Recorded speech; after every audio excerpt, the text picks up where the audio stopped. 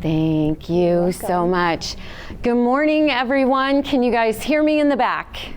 Awesome. Thank you so much. I know some of us are morning people, some are not. So like Rachel said, you only have to be a morning person today.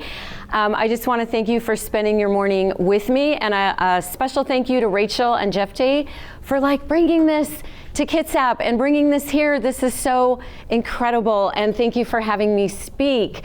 So I know some of you are still eating, but I'm going to just jump right in to having you experience stillness and calmness. If you are someone who does that best with your eyes closed, go ahead and close your eyes. If you want to keep them open, perfectly okay. This is all about you. This whole time is all about you getting what you need. So we're going to start with the breath, and that means breathing in through your nose. Big exhale, pause, and a slow, relaxed exhale out your mouth. And then again, just repeating, slow, relaxed exhale in through your nose, slow, steady exhale out your mouth. What I'm going to do is, as you continue to breathe in this slow, rhythmic way, we are going to start to focus on just one body part at a time. So I'm going to ask you to direct your attention to your head and your face and your neck. And without any judgment, without any sort of what you think it should be, just simply notice what it feels like there. You might have sensations of heaviness or achiness. You might even have a little headache, especially if you're not used to getting up early in the morning. Come on in and join us. And then I would invite you to direct your attention to your chest and your shoulders. And again, just noticing any tension, noticing maybe any achiness or heaviness, and being curious about what you find there rather than judging it. As you continue to breathe in that slow, rhythmic way, direct your attention to your gut. And again, without judgment, just being curious, noticing. You may notice it feels empty. It maybe feels tight. And that's okay. You're just simply noticing. So go ahead and take one more nice, big, deep breath. In through your nose, slow, relaxed exhale out your mouth.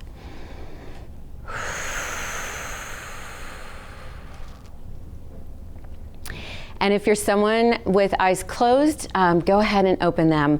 I invite you to sit back, relax. If you're still eating, enjoy your breakfast while I share my story. So, back in the 1970s, you're like, oh my God, that's the dinosaur era. Back in the 1970s, I lived in Plymouth Park Apartments in the east side suburbs of Cleveland, Ohio. A great place to be from, yes. And so most days I love that. Most days I would let myself in our apartment. Coming home from school, I would make myself a horribly unhealthy snack, and then I would make my way down to apartment 103, where a precious little 3-year-old girl named Betsy was waiting for me to babysit her. Oh, we forgot that one. Okay, Betsy. So she was 3, and I was 9.5. By the time I turned 11, I was babysitting kids all over Plymouth Park. And by the time I turned 12, I had amassed enough families that I was watching kids from early in the morning till late at night, all summer long. When I turned 13, I had an epiphany. I could help more families and make more money if I had parents bring their kids to me. So I started a daycare out of our modest apartment. Fast forward, my junior year of college, I transferred out of BGSU, out of Ohio. You understand that? And essentially went to UNR. And my very first day on the main street of the biggest little city in the world, I landed 2 full-time jobs. But I had to choose only one because I went there to go to school full-time. So after college, then I worked 2 full-time jobs. Fast forward again, in my late 30s, by then I was living in Washington State. I was a divorced single mom with 3 little elementary school age kids. Really cute kids, by the way. And I decided to go back to school, but I also had a retail business. And so I hired a nanny to help with the kids, and I took on an hour-and-a-half commute. It was a busy time. My whole life experience taught me to be busy, to be productive, to make things happen, to go, go, go. But one thing it did not teach me was to stop, or pause, or breathe, or rest, or recreate. I didn't learn these things. I didn't have a thought about any of that. I didn't have any modeling for it either. No one showed me what that looked like. I wish I would have known then what I know now. I wish when my kids were little, I would have known that if I didn't get the laundry done, but I read to them, that would be okay. But instead, in that season of my life, I felt like I was just on a rat wheel, just constantly doing too much and feeling like I was never doing enough. I felt pulled and pushed and stressed. Like me, many of you got messages growing up. Maybe your messages were go, go, go. Maybe they were hustle to make things happen. Maybe you got messages like no rest for the weary. This one wasn't supposed to be there, but you know, sometimes it's like you just go, go, go. And these messages are often what is driving us. And we find ourselves clipping at a pace. Now, your family of origin messaging might not be the only reason that you're living this go, go, go life. It may be that you have a busy, busy brain. You need a lot of extra creative outlets. You need that stimuli, and that's driving you as well. Now, look, that's fantastic as long as you are choosing it. But if you are on that trajectory because you feel compelled, then that's something to pay attention to. Because the reality is it's a problem when it's like we're being driven by a motor attached to a vehicle that someone else is driving, that we tend to crash and burn. So if you find yourself in that kind of hustle space and you don't ever question that, if you just keep hustling along and you don't stop to think about that, you may find that you're not even present in your very own life. And worse yet, you may find that you're spending so many minutes of your life sick and stressed and overwhelmed. That's not how we want to go, right? That doesn't make sense. So my daughter and I were talking about this recently. She's an MMA fighter. She's the one where you can see her face. I don't know. It's hard to tell if we look alike in that particular setting. And so we were talking about this idea of like rest and restoration, and she shared with me that after a really hard workout, her head coach will not ask about how did the workout go, but he will ask about what she's going to do for rest and restoration. So like many athletes, she goes through a period of what's called deloading, gradually decreasing the intensity of her workouts to give her body a rest. And then she tells me that on Sundays, she does absolutely nothing. So if you want to hang out with Loren, don't ask her to do anything on a Sunday. That is her day to be calm and quiet and still and rejuvenate. And whether you're an athlete or not, isn't that just prudent for all of us?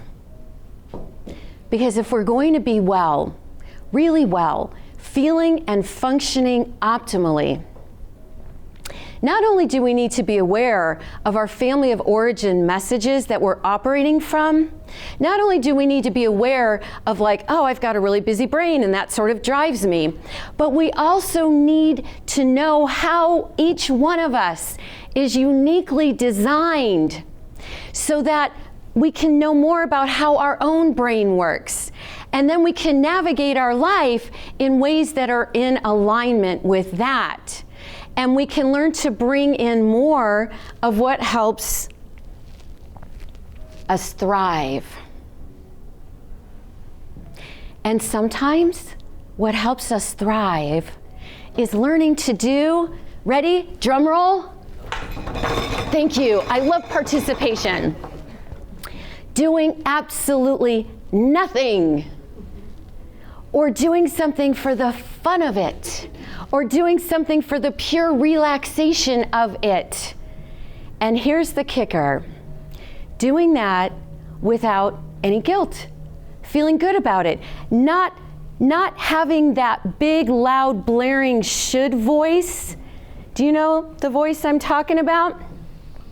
When you think about taking a rest and that voice is like, oh, but look at those 20 things you still have on your to-do list. Like, you can't rest, you can't stop, right? That should voice screams at us what we should be doing.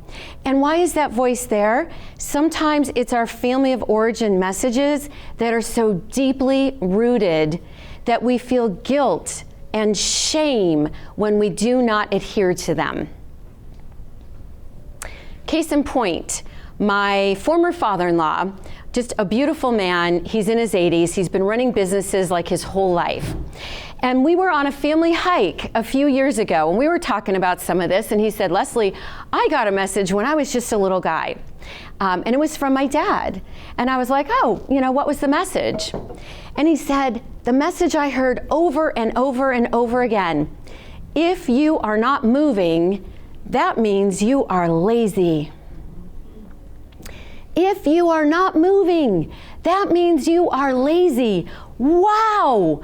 And this little guy, he took that message to heart. So then he grew up, became an adult, started running businesses, and guess what? The man never took a family vacation. He didn't see his kids when they were growing up. And it's only been in recent years that he's actually started to slow down a little and start to give himself permission to travel and enjoy his life. That's how impactful these messages are. If you are someone that's ready to say, I want to do this a little bit differently, then it's not too late and it's not too soon. You can cultivate some new habits. And the best way I know for you to do this is to increase your self-awareness. And the best way I know to begin to increase your self-awareness is to take something I call cave time. Now, cave time is something I recommend people do both at home and at work. And while it is very simple, it's not necessarily easy. Because here's what it involves. You have to find safe space with no people. And you unplug. No iPhone, no computer, no distractions, no dings, sign on the door, cave time in progress. Kind of like that one. It's necessary. It quiets the noise. Now, not only is that helpful, but it allows you to control your external environment. Now let's talk about controlling your internal environment. And that brings us back to that fun breathing and noticing exercise we did in the beginning of our time. So now we're going to do that again in a little bit more detail, because the idea is I want you to have something tangible that you can begin to practice starting today when you leave this beautiful place. And so the idea here is to start taking doing body scans. And you can read some of the benefits here, but suffice it to say, body scans allow us to cultivate the art of internal listening. that we can begin to notice things inside of ourselves that we would ordinarily miss otherwise. And the beautiful thing is when we start paying attention to those somatic clues that our body gives us, and we start paying attention to that inner voice, then we have the opportunity to sort of intervene as needed. That's how we learn to self-manage well. Managing our stress, learning more calmness. So if you're still eating, I would invite you to take a break, feet flat on the floor. I'm going to do this at a faster clip just because I'm pressed for time. But this time we're going to start at your feet, so get the breathing going in through your nose. Slow, relaxed exhale out your mouth. Get in the rhythm of that. If you closed your eyes, I asked you to do that prematurely. Open them for just literally 10 seconds. And what we're also going to do is something called bilateral stimulation. So we're going to add in one more thing that's going to help bring in more calm. So I invite you to give yourself a nice hug. We call this a butterfly hug. And you're going to begin in kind of a slow, dripping faucet kind of pace to simply tap your shoulders as you continue to breathe. And then listen to the sound of my voice. Now, if you want to close your eyes, go ahead. We're going to start at your feet, and I'm going to ask you to simply notice your feet. Do they feel heavy? Do they feel achy? And again, without any judgment, just curiosity, simply about what you notice. Then I would invite you to move your attention to your legs and see what you notice there. Your right leg may feel completely different from your left leg, and that's okay. There's no right or wrong here. And then move your focus and attention to your gut. Now, you may even be surprised to find that you may have images that come up. You may even see colors. Why? Because we now know of the incredible, amazing gut-brain axis. The connection between our gut and our brain is profound. We now know that there's neurons, brain cells in our gut. There's neurochemicals like serotonin in our gut. So things like depression, anxiety, mood are all affected by this gut-brain connection. And then I would invite you to direct your attention to your shoulders, arms, hands, noticing tingling, numbness, heaviness, and you might even rate this on a 1 to 10 scale, with 10 being like the most tense or the most stressed. And then bringing your attention to your neck, your face, and your head as you continue to breathe and tap. And just seeing what's there, just being a curious observer with no judgment, just noticing the somatic clues that your body is giving you. I would invite you to take your last round of deep breath in through your nose, exhale out your mouth, and eyes open and back up here. Okay, so it's incredible to me that something that seems so simple would be so difficult for so many people. And a lot of that is because of our messaging, our modeling, our conditioning, and our culture. It's really tough stuff. So I'm gonna shorten this last part. Not only is your health and well-being at stake, but so is your creativity and your ability to be productive. And what I mean by that is learning to take these pauses and these body scans can help you be so much more creative, because contrary to my upbringing to go, go, go, I now know that it's the slowing down, it's having fun, it's being playful and playing. And the more I do that, the more creative I am, and the more possibilities I see, and the more I can visualize things that are not yet birthed into existence. So while it's true that I have 4 businesses, there's a major shift. I take time to pause and breathe every single day. I will tell you, I've had the pleasure of working with hundreds and hundreds of clients, coaching and consulting, helping them learn more about their family of origin messaging, helping them to question their thoughts, helping them to be on that journey of improving their health and their business and their well-being, and they report having more joy and getting more done in less time with less stress. And ladies and gentlemen, I want that for all of you. So if you've been just cruising along on the autopilot of previous messaging, I want to encourage you to make your health and well-being a priority, and I want to encourage you to bring in more moments of calmness and of stillness, because that is a movement worth pursuing. Thank you so much, and I will take your questions at this point.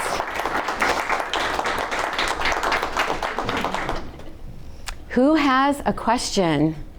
Oh, and you know what? While we're doing that, so you can look at just some quick ideas that I will keep up during most of the Q&A. My millennial kids were really great about, like, Mom, we kind of know what to do. It's just we're not good at sort of doing it.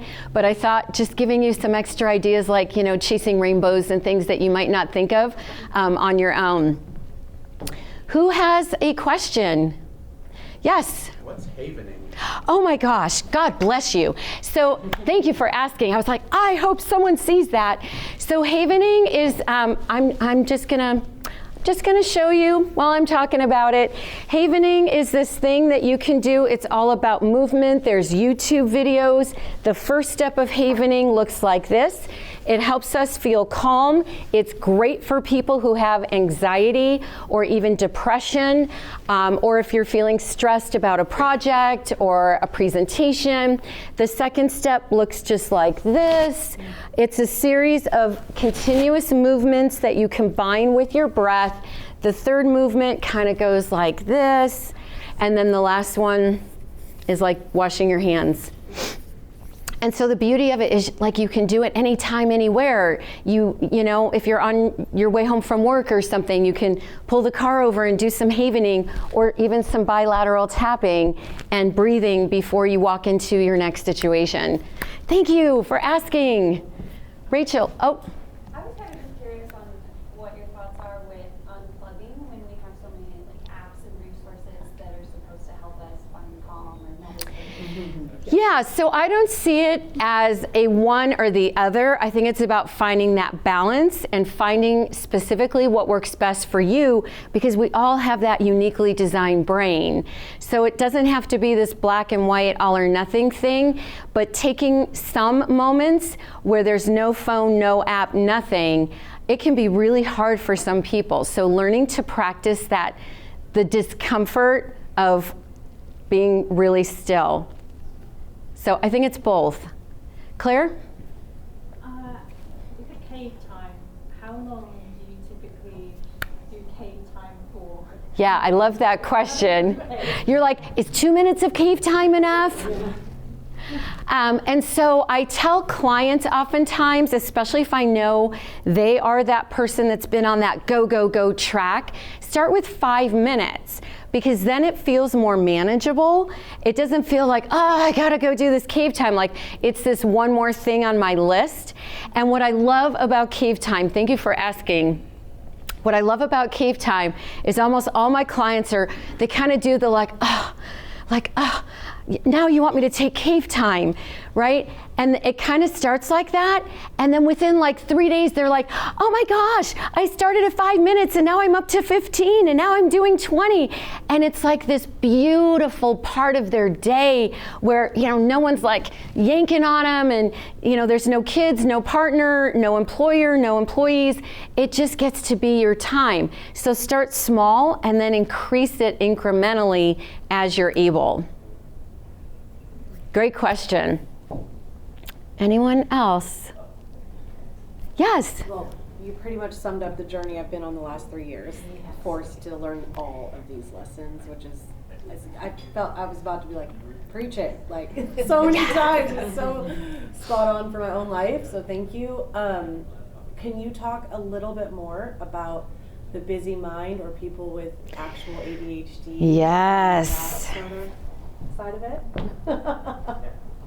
The neurospicy side. So when we talk about the neurospicy side, or the technical term neurodiverse, yes, it's often people with ADD, ADHD, autism.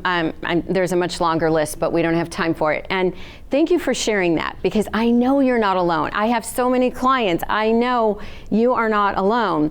So there's a lot of things people can do for a really busy brain, and they don't all have to involve pharmaceutical interventions. At my level of credentialing, I'm a certified counselor, so I cannot diagnose and I couldn't prescribe meds even if I wanted to. And look, for some people, the meds work some of the time for some of the people, but there's such an enormous sort of toolbox of other things that people with busy brains can be doing. There's a lot of behavioral things. There's dietary changes. There's things like even hyperbaric oxygen treatment. I mean, the list just goes on and on and on. Mindfulness practices. There's so many things that people can do to work with the brain they have to optimize its function. So I would encourage you and if this applies to any of you, be open-minded and curious, because oftentimes people go to psychologists and psychiatrists and they get diagnosed, and within 30 seconds, here's your script for these meds, and there's so many other options available besides that or in place of that, if you'll just be curious and do some research and seek that out. Does that answer your question? Yeah. Perfect. Do we have time for any more? Do we have any more?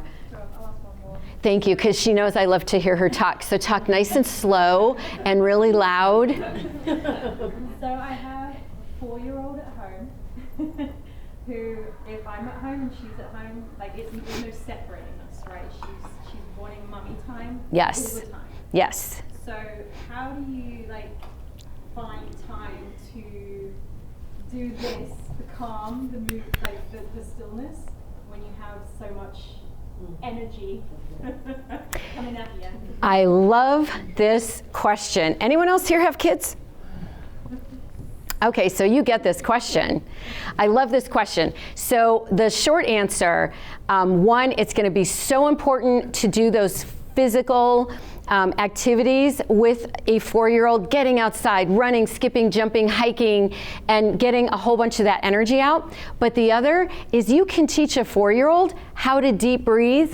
You can teach a 4-year-old how to bilaterally tap. And you can teach a 4-year-old what cave time means and what it looks like. And that could be maybe even a time where she sits down with a coloring book, right? And so you guys can actually practice deep breathing and tapping together. You can teach her havening. It is so beautiful when parents teach their kids these beautiful life skills. And then it's an easy segue to be like, okay, now mommy's going to take my cave time, set a timer so she can see the clock and that the timer's going, or the phone, and let her know when the alarm goes off, then mommy's done with her cave time and we can come back together and have some fun.